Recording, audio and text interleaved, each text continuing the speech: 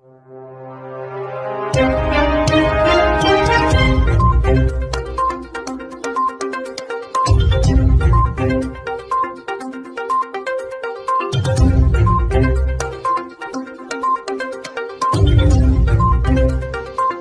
Channel को subscribe करें और आज बरोज जुमेरात स्कूल नंबर 4 में वसीम बारी नगर सेवक ग्रुप की तरफ से शहीद हजरत सुलेमान शाह रोजान मोमिन इनकी याद में एक प्रोग्राम मुनक़िद किया गया।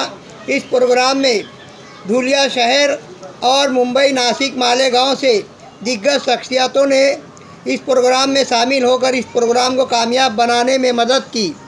इस प्रोग्राम में धुलिया शहर के माननीय संजय यादव साहेब जिला अधिकारी और चितमिया पंडित पुलिस अधीक्षक धुलिया जिला, अब्दुल अजीज शेख महानगर पालिका आयुक्त नितिन देशमुख साहेब शहर पुलिस स्टेशन, हेमंत पाटिल साहेब तालुका पुलिस स्टेशन, आनंद राव कोकरे साहेब आज़ाद नगर पुलिस स्टेशन, मुफ्ती कासिम जिलानी साहब वगैरह मौजूद थे। इस प्रोग्राम को बड़ी ही बाखूबी से अंजाम दिया गया। इसमें सभी मेहमानों का इस्तकबाल भी किया गया।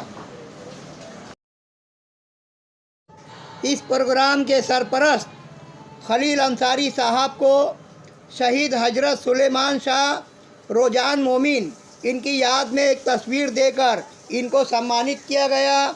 इनका गुलपोशी की गई, हार साल देकर इनको मान सम्मान दिया गया।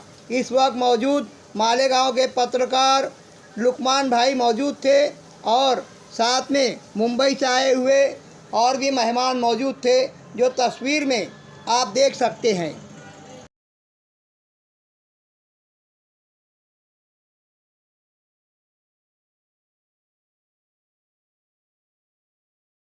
इसी तरीके से लुकमान अंसारी साहब तहफ़्फ़ुज़ मिल्लत के एडिटर और मालेगांव एक्सप्रेस के एडिटर, और उसी तरीके से बेशुमार ओहदा इनके पास है। उर्दू पत्रकार संघ के अध्यक्ष भी हैं, वो भी हमारे दरमियान तशरीफ़ फरमा है। इसलिए मैंने ये सारी बातें कही कि आपके गोशगुजार हो जाए। मुझे नात पाक के लिए यहाँ पर हुक्म दिया गया। कोई इलाज नहीं इरफान। आज मोहतरम हज़रत सुलेमान शाह साहब की फांसी को तकरीबन 99 साल पूरे हो चुके हैं। इस मौके पर पहली मरतबा इस किस्म का ये प्रोग्राम शहर धुलिया में मुनक़िद हुआ है। हमें मोहतरम खलील अंसारी साहब और मोहतरम वसीम बारी साहब का शुक्रिया अदा करना चाहिए, और दूसरी तरफ ये शिकायत भी रहेगी कि बहुत दिनों बाद हमें बताया गया कि आप उन्हीं के खानवादे से हैं। ये बहुत पहले हमें मालूम हो जाना चाहिए था, ताकि दीगर लोगों की तरह से शहर धुलिया के लोगों का भी सर ऊंचा हो जाता फ़ख्र से कि हमारी इस मिट्टी से ताल्लुक़ रखने वाले और हमारे शहर से ताल्लुक़ रखने वाली एक अजीम शख्सियत सैयद शाह सुलेमान साहब भी थे, जिन्होंने अपने मुल्क के लिए जान कुर्बान की थी। यकीनन जो कौम अपने आबा व अजदाद की तारीख़ से वाकिफ़ नहीं होती, वो एहसास कमतरी का शिकार होती है। आज हम लोग देख रहे हैं कि मुल्क के हालात बहुत तेज़ी से एक मखसूस रुख की तरफ बढ़ रहे हैं, और उनको बढ़ाने के लिए हर तरह से कोशिशें जारी हैं। लेकिन इस मौके पर हर शख्स को अपना किरदार निभाकर इस मुल्क को बचाना बहुत ज़्यादा ज़रूरी है, वरना सोने की चिड़िया कही जाने वाली ये मिट्टी, ये देश, ये वतन, अब हर तरफ से ये निदा और ये आवाज़ आ रही है कि हमारा मुल्क बर्बादी की तरफ बढ़ रहा है। आए दिन कुछ ना कुछ शिकायतें, कुछ ना कुछ ऐसे वाक़यात हमारे सामने पेश होते हैं, जिसकी वजह से अफसोस होता है और खून के आंसू बहाने पर हम लोग मजबूर होते हैं कि जिस देश के ऊपर हमें फ़ख्र था और बरतानिया और इंग्लिस्तान वाले आकर यहाँ से कुछ लेकर जाते थे, अब हम खाली हाथ नज़र आ रहे हैं। लेकिन अगर हम सब मिलकर कोशिश करें इस मुल्क को बचाने के लिए, तरक्की देने के लिए, और जो नाइंसाफ़ियाँ, दहशतगर्दियाँ, आपसी दूरियाँ हो रही हैं, इनको ख़त्म करने के लिए अगर हम सब मिलकर कोशिश करें तो वो दिन दूर नहीं कि दोबारा इंशाअल्लाह हमारा ये देश और ये मुल्क पूरी दुनिया के लिए फिर से सोने की चिड़िया बन जाए. मराठीतून बोललं चालेल का? मला जरा आदरणीय आता उपस्थित या ठिकाणी होते आयुक्त साहेब, इतर आमचे पोलीस अधिकारी आणि मंचावर उपस्थित सर्व सन्माननीय सदस्य, मुंबईवरनं आलेले ॲडव्होकेट साहेब, मालेगाववरनं देखील काही हस्ती आलेले आहेत आणि उपस्थित सर्व नागरिक. मी सर्वप्रथम वसीम बारी यांच्या त्यांच्या कुटुंबियांचे आभार मानतो.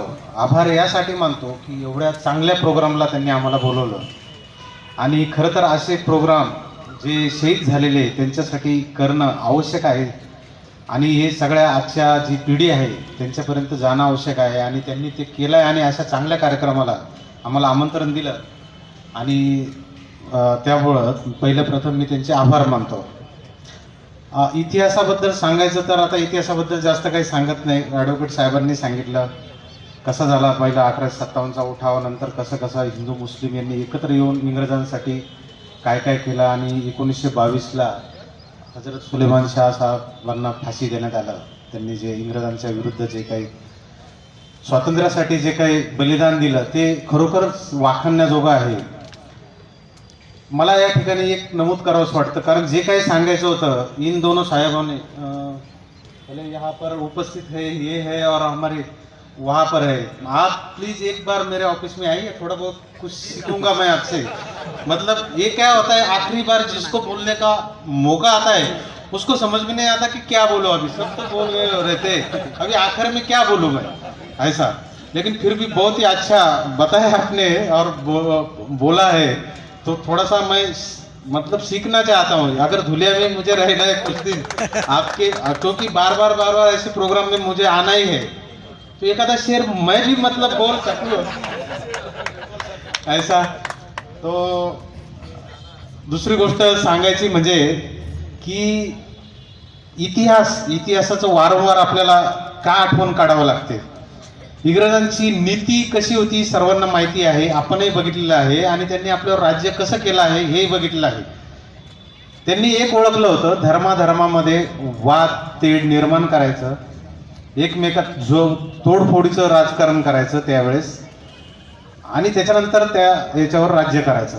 परंतु त्यावेळेस आपले हिंदू मुस्लिम यांनी एकत्रितपणे जसं हजरत सुलेमान शहाजी यांच्यासारखे अनेक अजूनही असतील ज्यांच्या इतिहासात काही ठिकाणी नोंद आहे, काही ठिकाणी नोंद नाही आहे. परंतु आपल्याला यांच्या आठवणी यासाठी ठेवायच्या आहे, नवीन पिढीसमोर यासाठी द्यायचं आहे की आमचा भारत, आमचा हिंदुस्तान एक आहे, हिंदुस्तान एक आहे, हे आमचं घर आहे, ये हमारा घर है. इसमें हमारे थोड़े बहुत झगड़े होते रहेंगे, इससे कोई सवाल नहीं. लेकिन अगर बाहर से कोई हमारी तरफ आंख उठाकर देखेगा हमको उसको छोड़ेंगे नहीं.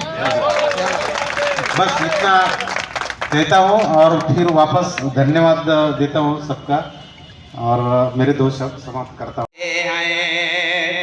सुबह सवेरे पंछी चहचहा रहे हैं, ये शजर के पत्ते जो सरसरा रहे हैं, हल्के हल्के झोंके.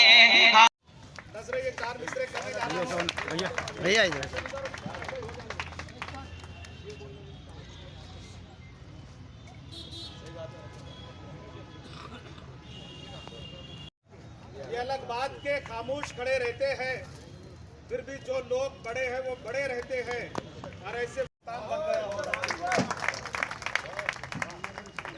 दोस्तों आइए हमारी महफिल में धुलिया महानगर पालिका के कमिश्नर करने जा रहे हैं और उनके ताल्लुक से मैं ये 4 मिसरे कहूंगा.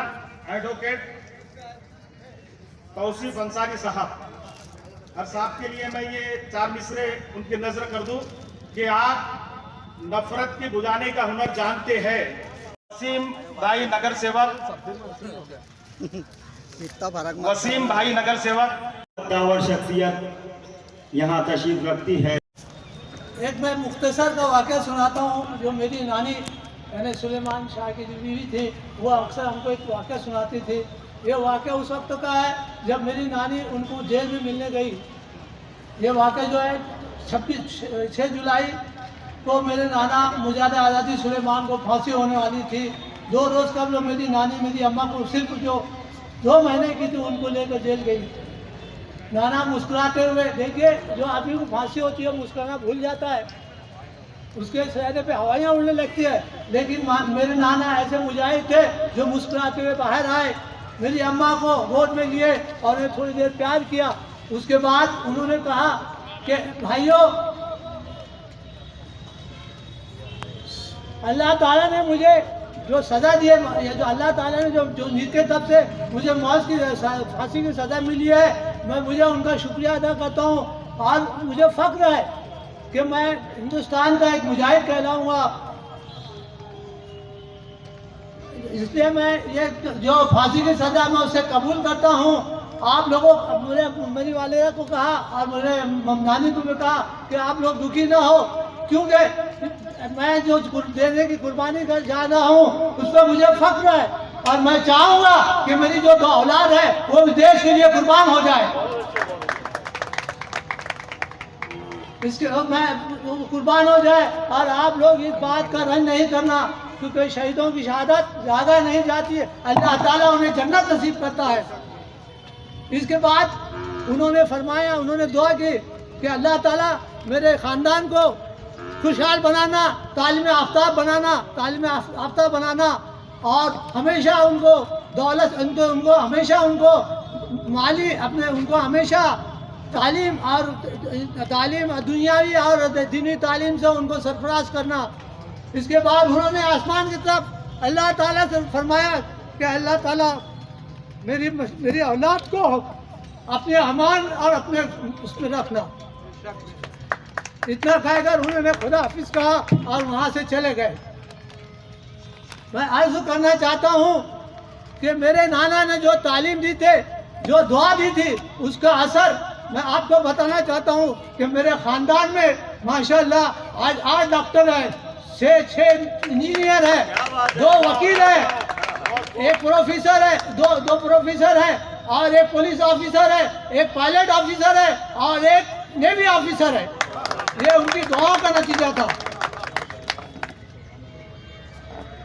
मैं आप लोगों से एक इल्तिजा करता हूँ कि आप लोग भी अपने औलाद को तालीम याफ्ता बनाएं, ताकि वो खुशहाल रहे और इस कौम की तरक्की में हिस्सेदार बने, साझेदार बने। इतना कहकर मैं अपनी तकरीर खत्म करता हूँ। अल्लाह हाफिज़।